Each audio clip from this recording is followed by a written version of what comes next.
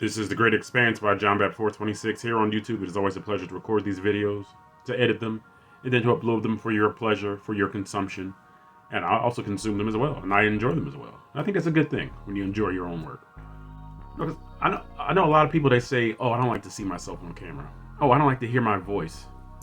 I want to see myself and I want to hear my own voice. I think that's growth, personally. Anyway, I said all that to just say this. If you've liked the videos that you've seen thus far, hit the like button. If not, hit the dislike button. Share these videos with other people that you know that like comic book related stuff as much as you do. Subscribe to the channel, hit that bell for notifications. All, not personalized or the one underneath, but all. So the next time a new videos drop, you'll know about it second. I'll know about it first. Whew. That was a tough one because I kind of laughed, but I am still the one breath champ. Look at that gun. It's closer to the camera, so it looks bigger than it actually is. Pause. Anyway, I am the one breath champ. So we've got some MCU news, okay, that we've got to get to. And a lot of it is very interesting. Sorry for the squeaky chair back here. I'm very conscious of it all of a sudden. Anyway, the website is Collider, spelled just like it sounds, Collider. And the headline is, upcoming MCU films get new release dates. And as you know, this Phase V has been in turmoil because the reception from Phase IV has the brain trust over at the MCU going, all right, we need to restructure things. We need to put out less material. We need higher quality. We need quality over quantity, which is their godsend idea, which is basically an idea that should have started the entire company. But anyway, it's called upcoming MCU films get new release dates. Now remember, when I did videos for some of them, the release dates were unsure. Like the Fantastic Four was in late 2023, then it was moved famously, I've said it several times, to February of 2025. We'll see if Fantastic Four is still in place. Alright? So the author is one who I've done articles by before, Diego Peralta. I'll still spell his last name. Alright? Even the TVA can't figure this timeline out. Okay, the TVA is the Time Variant Organization or Association that was famously created for the Loki series. Now, whether or not it's in Marvel Comics, the TVA, I'm not sure. I don't know. But the timeline has been pruned as Disney has announced two new release dates for the entire upcoming multiverse saga slate. Earth's mightiest heroes will not be seen on the big screen when they were previously expected to, as both upcoming Avengers movies were pushed back by around a year. Alright.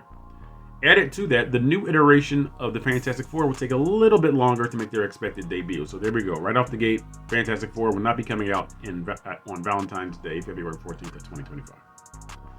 All of Disney's major blockbusters have shifted release dates, and that means the Marvel Cinematic Universe had to adapt accordingly.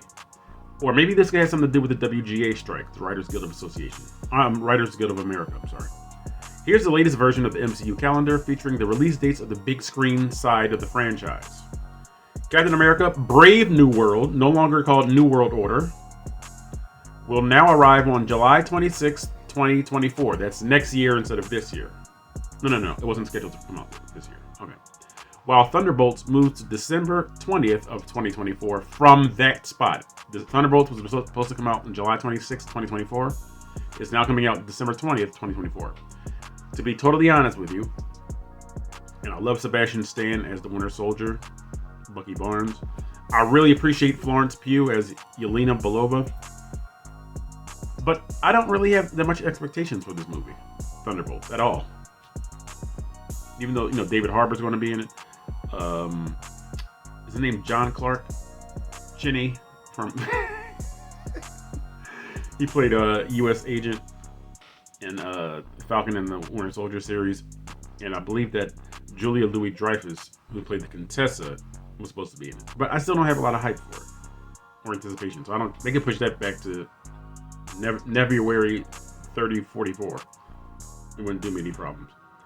Blade has been delayed into 2025, now premiering on Valentine's Day that year, which was the Fantastic Four spot, as I stated earlier, while Fantastic Four will now premiere on May 2nd, 2025.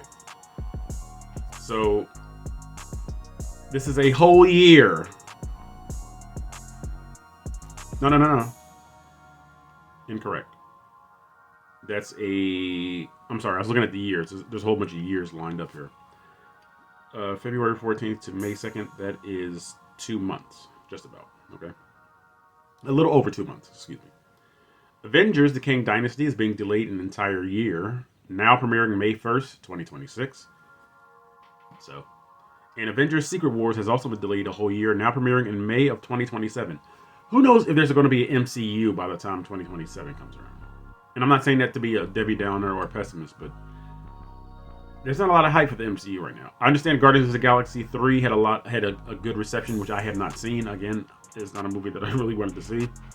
A lot of people were saying that this is the best MCU film since Endgame. I've heard people say that. Okay, but the Kang Dynasty, I don't even know if it's still going to be called the Kang Dynasty because of everything going on with Jonathan Majors and Marvel. You know, treating the situation very carefully with kid gloves. Okay.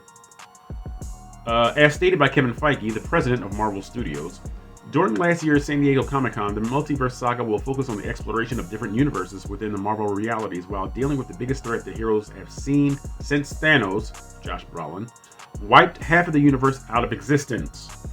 Kang the Conqueror is here, ready to take over the entire multiverse by taking out the timelines that might turn out to be a threat to him. However, given the recent controversy surrounding Jonathan Majors, who plays the villain, it remains to be seen what the studio does with the characters moving forward. This is a very sticky situation. And Disney does not like that kind of publicity, that negative publicity, domestic violence from a star that was basically the star of Ant-Man and the Wasp, Quantumania. And these are allegations.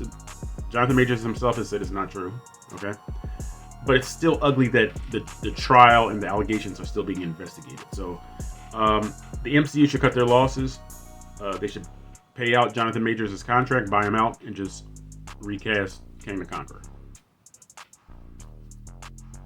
And you can come up with so many reasons. Kang the Conqueror, he can manipulate time and space, so he can alter his form too. Why? Because he can. Okay. So you definitely need a heavy-hitting actor. You know what I mean? To fill the shoes of Jonathan Majors.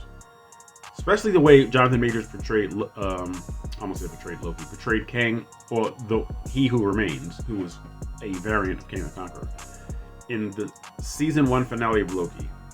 I will always harken back to that, because there was so much menace in his sort of weird Brad Pitt 12 Monkeys portrayal of He Who Remains. Great stuff.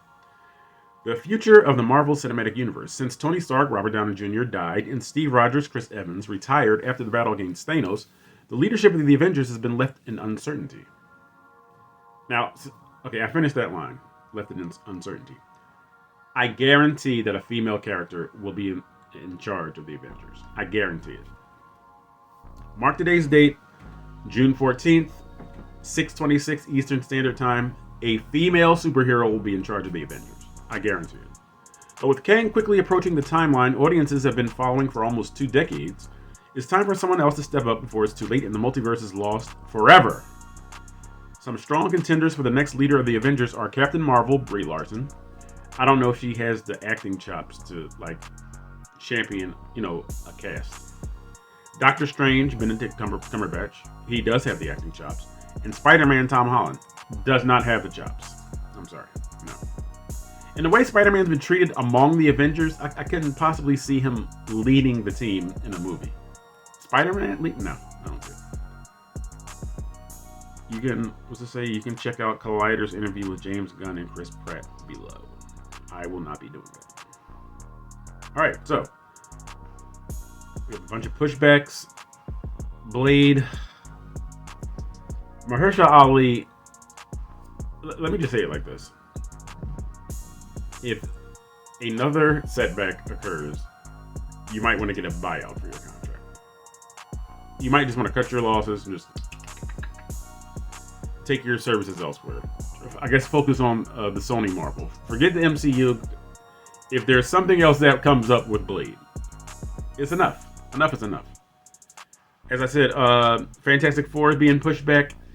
I don't know how good that's going to be received, because when people are really anticipating something and it doesn't come when you're expecting it to come, people can kind of get lackadaisical about it. It's like, oh, okay, well, it'll eventually come out.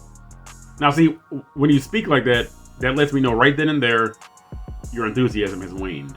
WANED. A great word for the great expanse by John Bat 426.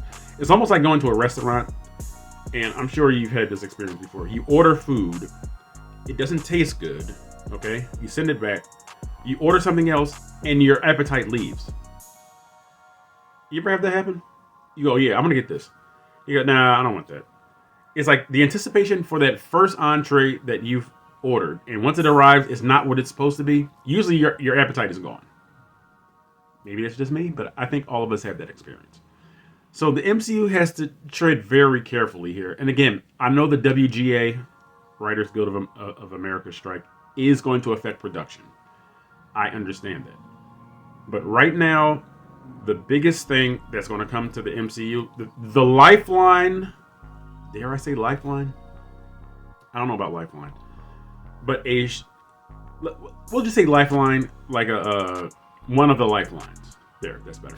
One of the lifelines of the MCU is going to be Secret Invasion. June 21st, which is next week, Wednesday, I will be watching. I am anticipating the series. This series, which may go, I don't know what the episode count is. It's either going to pull fans in for the MCU and get them on board with whatever's coming next in Phase 5 and for Phase 6, or it's going to turn people away. And if that happens, if Secret Invasion does not hit the mark, the MCU may be in trouble. What I mean by trouble is, instead of being up here with anticipation, it could come in down here.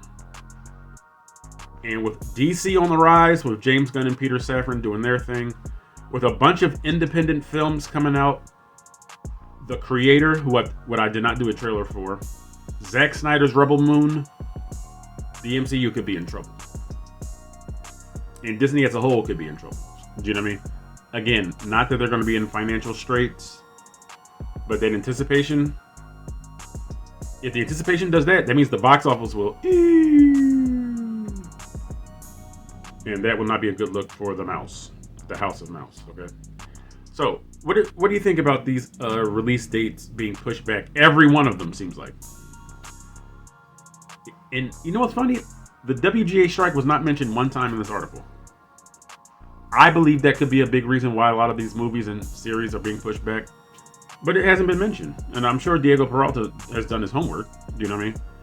But what do you think about this shakeup with the MCU? Comment below, please. Sorry, David Brent. I just took your job for you. Write a dissertation in the comment section if necessary, in case you want to vent or just sort of inform me what's really going on. Maybe you have inside information. I know I don't. But do your part, and I'll do my part, so that the Great Expanse by John Bat 426 can and will expand. It's in the name.